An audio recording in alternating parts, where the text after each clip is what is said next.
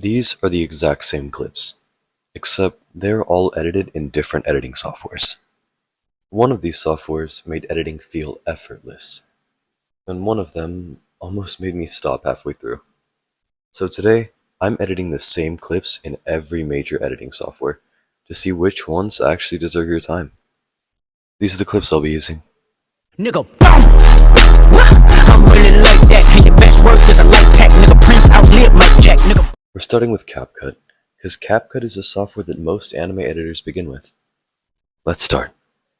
Some of you may know this, some of you may not, but I actually used to be a full-time CapCut editor, and I thought that would make this a lot easier. Boy, was I wrong. I didn't remember how to do anything, so I just started with the first clip and decided to make transitions and see where the day took me. I also kind of forgot how motion blur worked.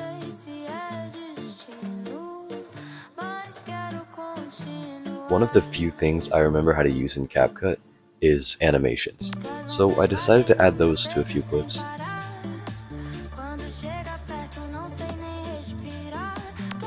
I'm not sure if you guys knew this, but CapCut doesn't have motion tiles, so there was just kind of black space between the clips and I really just didn't know what to do about it.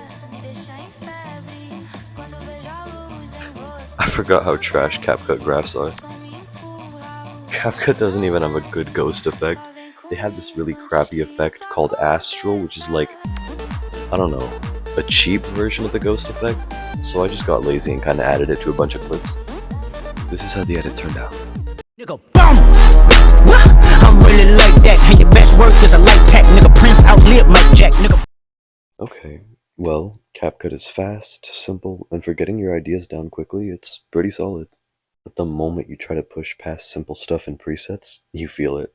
Camera movement is limited, the shakes are kinda stiff, and you're always working around the app. CapCut doesn't feel bad, it just feels, I don't know, restricted. And that difference becomes very obvious later. Now, let's move on to Alight Motion. I started out by cutting the clips, because let's be honest, what else are you supposed to start with? I was a little bit skeptical going in because the nulls for Alight Motion are really complicated, so instead of using nulls I just used transform to make it a bit easier. I'll be honest, I have never been this happy to be able to use motion tile and motion blur in a software.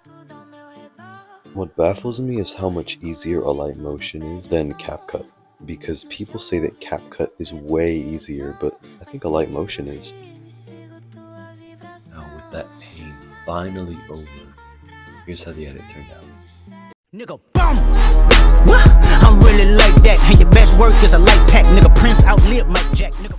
Well, that was an experience. I want to be honest, it wasn't too hard to use, I just got really lazy at the end.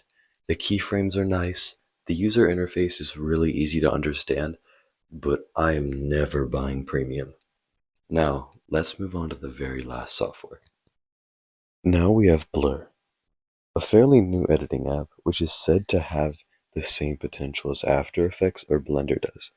It has 3D camera movement, custom shakes, and if you can get the pacing down correctly, Blurrr makes you look way better than you actually are, which is why so many editors switch to it and never go back to their old software. I actually posted the Blurrr edit as its own video on my channel, and it hits way harder without commentary, so if you want to check that out, it's linked in the description. Now, let me know in the comments which software you thought was best and what type of video I should make next. Bye guys.